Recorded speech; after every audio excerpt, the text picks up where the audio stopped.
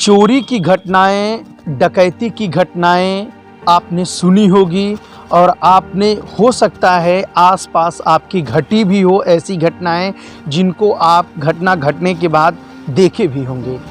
लेकिन जिस तरीके से सरकार ये कहती है कि उन डकैत, उन गुंडों, उन माफियों को हम अपने प्रदेश से भगा करके दूसरे जगह भेज दिए हैं, या तो वो ऐसे बिल में घुस गए हैं कि उनकी निकलने की हिम्मत नहीं हो रही है। लेकिन वो बातें सच में धरातल पे कितनी है और कितनी नहीं है, इस खबर को देख करके आप पूर्ण रूप से संतुष्ट हो जाएंगे। दोस्तों, डकैती की जो घटनाएं घटती हैं, आप सुने होंगे आम तरीके की डकैती की घटना जो 10 मिनट में, 2 मिनट में, 5 मिनट में घट गई हो, आधे घंटे में घट गई हो। छिनैती की घटना 1 मिनट और 2 मिनट में घट जाती है। आप जानते हैं छिनैती करने वाले आते हैं, या तो असलहा दिखाते हैं या तो फिर छीन करके वो बाइक से या वाहन से फरार हो जाते हैं।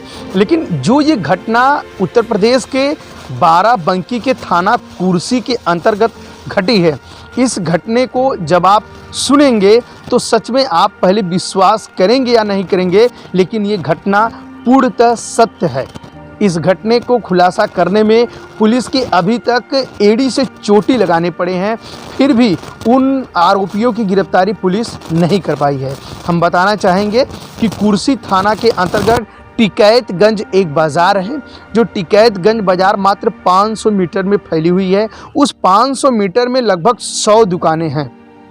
उन 100 दुकानों में एक शिव कुमार निगम की भी दुकान है, जो कि बर्तन की व्यापार करते हैं, मतलब बर्तन बेचते हैं, साथ में कपड़े भी बेचते हैं और कहा जाए तो ब्याज पर पैसे भी देते हैं। लेकिन ज्वेलरी को वो अपने पास रखने के बाद ब्याज पे लोगों को पैसे देते हैं।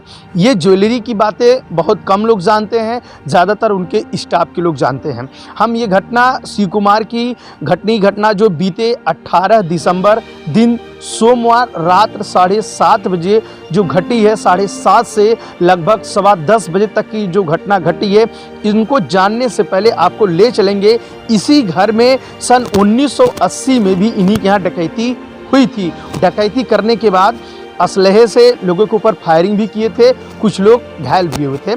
अब आते हैं बीते 18 दिसंबर सन 2023 की घटना को आपको बताते हैं। जो मामला बीते 4 दिनों का है, ये बाराबंकी की पुलिस आज भी उन आरोपियों को खोजने में नाकाम है।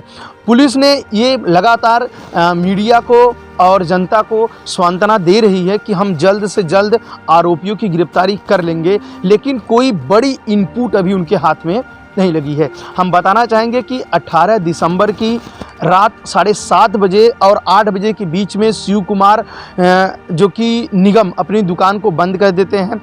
उनकी दुकान में वो हैं और उनकी 2 बहनें हैं जिनकी उम्र 55 वर्ष है, एक की 53 वर्ष है। उन दोनों की शादियां भी नहीं हुई है। शिव कुमार ने भी अपनी शादी नहीं की है। शिव कुमार के एक बड़े भाई थे जो एक्सीडेंट में उनके भाई की मौत हो गई थी, उनकी भी शादी नहीं हुई थी। तो आसपास के लोग बताते हैं कि शिव कुमार के यहाँ जब 1980 में डकैती की घटना घटी थी, तो उस वक्त के बाद इनका परिवार ऐसे रहता था, ऐसे चलता था, ऐसे बोलता था, ऐसे कपड़े पहनता था, ऐसे रहन सहन रहता था कि लोगों को यह लगे कि इनके पास कोई बड़ी संपत्ति या बड़े मालिकाना के हक नहीं है या बड़ी रुपए इनके पास नहीं है। आते हैं कि डकैती करने वाले पहले बीते 18 दिसंबर की शाम को लगभग 7:30 बजे उनकी दुकान के सामने एक इनोवा कार रुकती है। इनोवा को रुकने के बाद 2 व्यक्ति उसमें से उतरते हैं। पहला व्यक्ति ये बताता है कि मैं CSC का कर्मचारी हूँ, मुझे भगोना चाहिए। फिर जैसे ही भगोना शिव कुमार निगम लेने जाने लगते हैं, वैसे ही पीछे के उनके साथी एक व्यक्ति कहते हैं मुझे 6 थाली चाहिए। इतना कहकर वह जैसे ही गोदाम में अपने सामान को लेने जाते हैं और गोदाम के पास उनको पहुंचकर जैसे सामान को लेना चाह रहे थे, वैसे पीछे से 3 व्यक्ति पहुंचकर असलहा सटा देते हैं। असलहा सटाने के बाद उनको ट्यूब और तार से उनके पैर को बांध देते हैं। उनकी बहन को वो भी बंधक बना के खूब पीटते हैं, खूब मारते हैं। वो ये इसलिए मारते हैं कि वो ये पहले जानना चाहते हैं कि जो ज्वेलरी है वो कहाँ रखी गई है, ज्वेलरी किस जगह गाड़ कर रखी गई है, किस मकान में रखी गई है, रुपए कहाँ है। इतना कहते कहते पहले तो वो शिव कुमार निगम से अलमारी की चाबी ले लेते हैं और फिर पीटते रहते हैं। लास्ट अंततः में वह पीटते पीटते लगभग 2 घंटे तक उनको खूब पीटते हैं। 2 व्यक्ति पीट रहे हैं तो 3 व्यक्ति उस घर की तलाशी इस तरीके से कर रहे हैं कि जैसे मानो किसी के यहाँ रेड पड़ी हो। एक एक चीज़ों को खंगाल करके, एक एक चीज़ों को पलट करके उन्होंने कुछ जगह भी जो कि खोदाई भी की, मिट्टी में खुदाई की। घर के अंदर उनके एक मिट्टी का मकान भी है जो पुराना जर्जर है, उसका आज भी प्लास्टर नहीं हुआ है। कई मकान ऐसे हैं जो प्लास्टर नहीं हुए हैं, फर्श प्लास्टर नहीं हुआ है, उसकी खुदाई की, लेकिन उनको कुछ बड़ी चीज़ें वहाँ से नहीं मिली है। मीडिया से बातचीत में वो बताते हैं कि लगभग उनके यहाँ 12 से 15 लाख रुपए की डकैती हुई है। लगभग 35 लोगों के ज्वेलरी वो रखे थे, जैसे कहा जाए कि ब्याज के तौर पर वो उनके सब ले लिए गए हैं।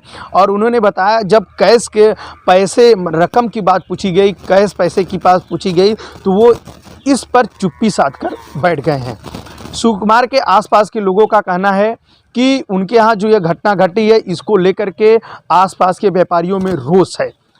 पड़ोसी बताते हैं कि उनके यहाँ लगभग 10:15 बजे रात गाड़ी खड़ी रहती है। कुछ लोग आते हैं, लगभग 5 से 6 चादर में सामान को बांध करके इनोवा में वो फेंकते रहते हैं।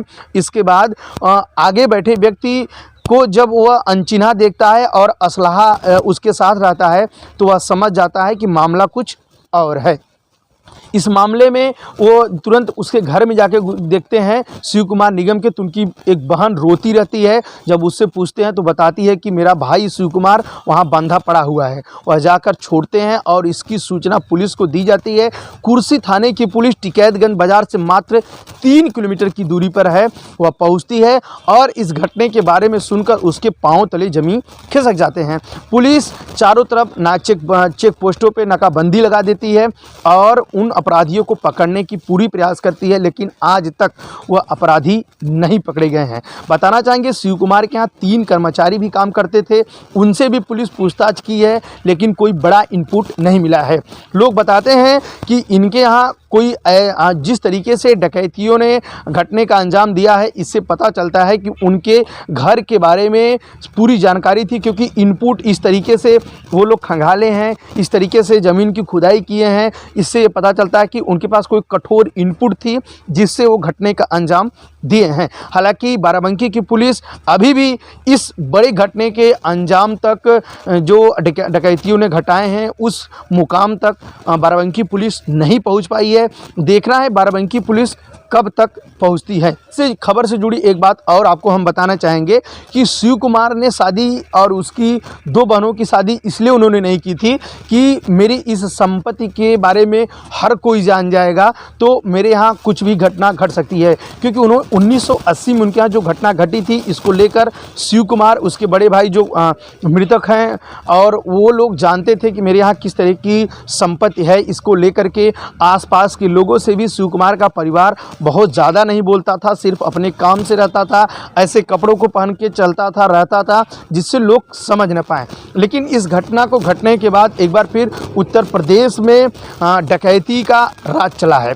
आप जानते हैं कि उत्तर प्रदेश के मुख्यमंत्री योगी आदित्यनाथ हर समय गुंडा माफिया डकैतियों के लेकर हर समय बुलडोजर चल रहा है।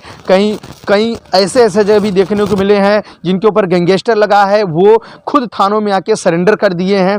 लेकिन फिर भी सरकार के इस रवैये से, पुलिस के इस कठोर कार्रवाई से लगातार पुलिस अपनी पैनी नज़र बना के रखती है। फिर भी यह जो घटना घटी, इसको देख करके आप क्या सोचते हैं? अपनी राय को आप हमें कमेंट बॉक्स में ज़रूर दे सकते हैं। इस खबर अगर अच्छी लगी हो तो आप चैनल को सब्सक्राइब करें, खबरों को ज़्यादा से ज़्यादा शेयर करें।